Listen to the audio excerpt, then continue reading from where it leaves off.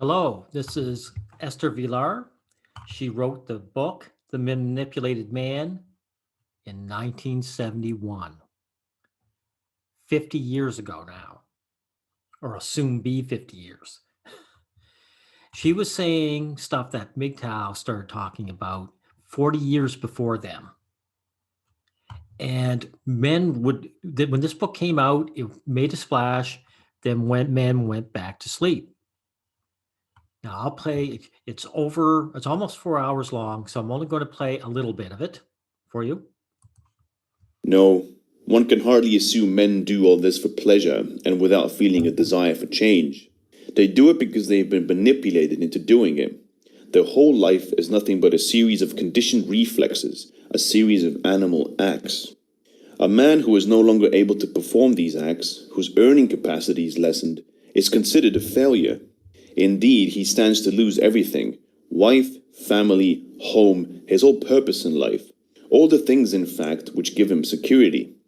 Of course, one might say that a man who has lost his capacity for earning money is automatically freed from his burden and should be glad about this happy ending. But freedom is the last thing that he wants. He functions, as we shall see later, according to the principle of pleasure and non-freedom. To be sentenced to a lifelong freedom is even worse than to be sentenced to a life of slavery. To put it another way, man is always searching for someone or something to enslave him, for only as a slave does he feel safe, and as a rule his choice falls on woman. Who or what is this creature to whom he owes this degraded life, and who, moreover, is exploiting him so that he can only feel safe as her slave, and her slave alone? Chapter 3. What is woman? A woman is, as we have already said, in contrast to a man, a human being who does not work. One might in fact leave it at that, for there isn't much more to say about her, if the basic conception of a human being were not too general, too inexact, to embrace both man and woman. There you go. This woman, way back 50 years ago, just mentioned or how men are not these strong, independent people. We prefer slavery to a woman because of the feeling of security. Men are not brave people. We're not braver than the opposite sex. We want that woman to make us feel secure. Men choose security over freedom. This is what our actual nature is, right? And as you say, she, in this book of hers, she gives a scathing review on female nature of her own sex. And that was just the beginning of it. Basically, she admitted that women basically don't work for a living, or as she says, intermittently at best. That's why housewives are still a thing. It's leeching off a man. And as I said, guys went back to sleep because they didn't know what to do with their freedom. And the only reason this book got made and listened to at all is because Esther Vilar is a woman. Matter of fact, I saw a debate between her and a feminist back in 73. And the feminists kept pushing the idea that her husband, Esther Vilar's husband, had written the book. And you know why? Because if Esther Vilar said, "Oh yeah, I just copied it, my husband wrote it," then the battle was won, the debate was won. And this is what's so frightening, is that all they have to do is say a man wrote it, and then you could ignore everything about it, you know, because it would just be, she even admitted, Vilar, that if her husband had wrote it, it wouldn't have gotten noticed. It wouldn't have gotten published. People would have just said, he's an angry man. Who cares? 1984 got it wrong. Because in 1984, uh, Winston here and Julia, Winston would start talking after their tryst, after the romantic tryst with Julia about, politics and ideology, and Julia would fall asleep. The powers that be in 1984 programmed the younger generation to fall asleep so that they never gained any insight about their situation. But it's the other way around. Winston is the guy. He's the one who would have fallen asleep because that's what's happened. Men read Esther Vilar and then just went to sleep because, again, it's about them looking at her and saying, this book doesn't offer me anything. It doesn't offer me the comfortable slavery that I desire. Now, the narrator does a good job, but even listen to him, the XYZ media.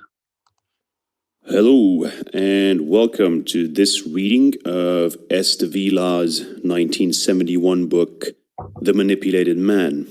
This is a fun little polemical essay penned by a self-proclaimed feminine feminist, as opposed to a masculine feminist. And she's somewhat of an obscure figure. I believe it. Okay, this is a fun little read. Esther Vilar challenged people's concept of what the sexes are. It's basically like Galileo saying the sun doesn't revolve around the earth revolves around the sun. If Galileo, so that's what he's saying is a fun little read. This is earth-shattering what she was saying. So the fact that XYZ here finds it a fun little read, that tells me he is one of these men who fell asleep. He doesn't really listen to this audiobook. He doesn't read it, her book, and think, wow, she's right about these things. It's fun, like to him, I suspect, no offense to you, XYZ, I suspect this is like ghost stories to you. Ghost stories are fun little reads because we don't believe in ghosts. So for him to say this is basically to say that he doesn't believe in what Esther Vilar has actually said. There's a couple of interviews with her on YouTube, as well as in text, but my info on her is pretty much what I get from the book blurb. On this, it says, Miss Vilar, at the time of writing the book, was 36 years old. She is a Argentinian German.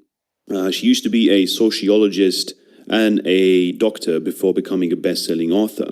The book that I hold in my hand has become quite popular among the red pill crowd, which is where I found it personally, and it's become a sort of easily digestible, sort of fun first little red pill, I guess, for guys that are just new to this stuff. Wow. This is a seminal piece of work.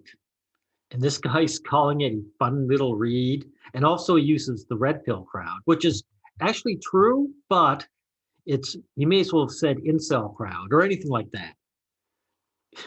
It downplays just what Esther Vilar was saying. Oh my God. Now I'll play a little more. This is how scathing she can be, or has been. Capable of looking at things from a distance, and as a result, they are completely without any sense of humor. No, woman does not laugh at man. At most, she might get irritated. The old institutions of house and home are not yet so obviously outdated and derelict that she can't justify her relinquishing all intellectual pursuits and her renouncing all claims to better jobs. One does wonder, though, what will happen when housework is still further mechanized, when there are enough good nursery schools nearby, or when, as must occur before long, men discover that children are not an essential. Oh, by the way, this shows that there are weaknesses and gaps in Vilar's logic, because being 50 years ago, she couldn't know a lot of these things. We know it doesn't matter. We're at the point where, as she says, there's enough nurseries and there's enough easy housework. Men don't care. Men know that children aren't necessary. Men don't get together with the woman for children. This is what she's been pushing, this idea that men do want children at the same time, but they will sacrifice not having children to be with the woman. The number one thing for these guys is has that woman to provide mental security. So she's wrong about that. If only man would stop for one moment in his heedless rush towards progress and think about this state of affairs, he would inevitably come to realize that his efforts to give women a sense of mental stimulation have been totally in vain.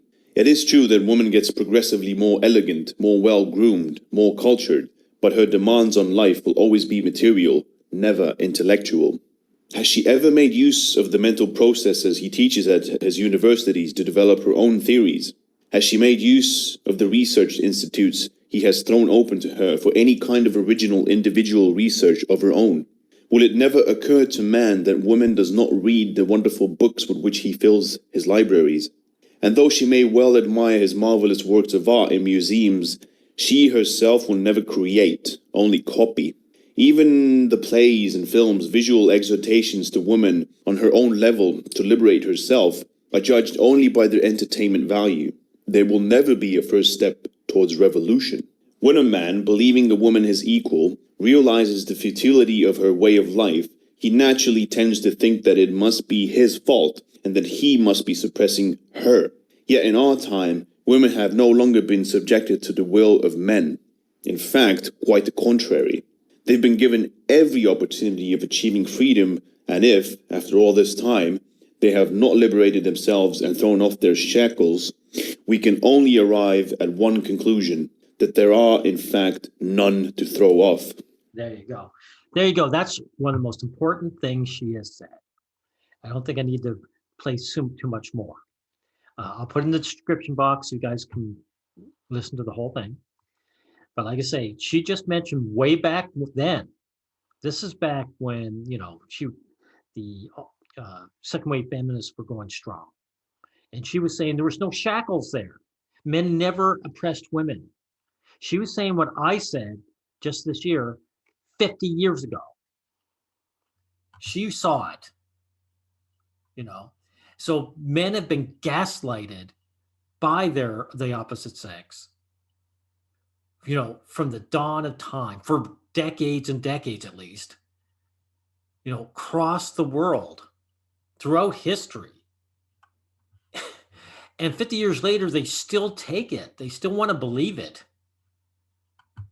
Look, guys, if you want an intellectual equal, find another guy. I mean, she was saying this way back when. Now, there's a few things that I don't agree with her, and I like to say it. One is, like she said, it is true that for the most part, women do just copy what men do. But I mean, there are these very rare individuals, of course, like Mary Shelley, who made a seminal work like Frankenstein. So it does happen, but it's very, very rare. That's one thing. And of course, I said the men will sacrifice their desire for children to have the woman. I mean, it belongs to her. Here's another one, too. Men would change his wife for a younger model. And I disagree with that. I think there are men who might that would do it, but most men, when they invest their time and their security around a particular woman, they actually sacrifice their security to get rid of her for a younger model. A lot of guys actually don't want a younger model. There are men out there who feel more comfortable with women their age. So, I mean, she mentions what guys going to movies and watching Marilyn Monroe, and then when the younger actress comes on, they go and watch her. I mean, this isn't the same thing. There's no personal investment in movie actresses. But if a man gets together, like Esther Vilar's man, her husband, he invests a lot in her. He would not necessarily want to trade her off. That's so I disagree with that. Okay, here's another one. Uh, Women live longer than men and therefore are tougher. I mean, that has been proven to be false. She's wrong about that. Women live longer because they live easier lives. And it's been shown that women who keep up their stressful jobs, like let's say the CEO, the woman who actually is the CEO, their lifespan differences between men starts to shrink up to zero. So she happens to be wrong about that. But like I say, that might be a case of her being 50 years in the past and not having these experiences, you know. Another one she said she couldn't have known was, men and women not marrying in churches anymore. I mean, that's untrue. The churches are still going strong. Hmm. And here's another one. If a woman has no children, men will not support her. That's false. That's false. We know from social media that uh, old women can actually get on one of these dating sites and get attention from older men. The men aren't there again for the children. They're there for the woman to validate him and stop him from feeling lonely and give him a sense of purpose. As she said, men hate freedom. Freedom is frightening. Anyway, I don't want this to go on too long because, like I say, what I'll do is put in the description box and please listen to this. And there's all kinds of things I could have talked about, but the video would be a couple hours long just for me going from section to section. Okay, everyone. Thank you.